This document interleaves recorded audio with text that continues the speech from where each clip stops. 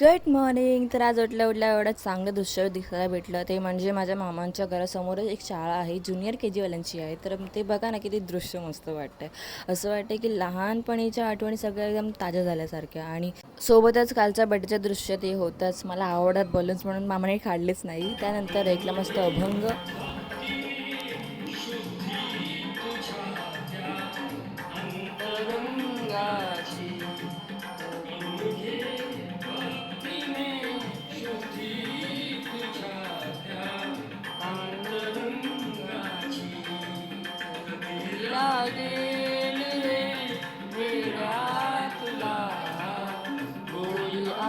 अभंग ऐकून हॉल बेडरूममध्ये जात असतानाच हे बघा काय आमची कांबली बाई म्हणजे माझी बहीणच आहे, पण तिला जायचं तो कामाला आणि उशीर होत होता. पण आमच्या घरातली कामं काही संपतच नाहीत, ते करावेच लागतात.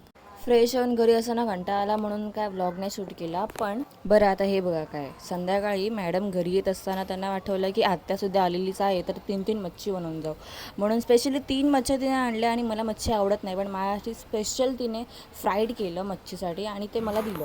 बरं मग ते आम्ही करत असताना म्हणजे ती बनवत असताना मी फक्त गाणी ऐकत होते.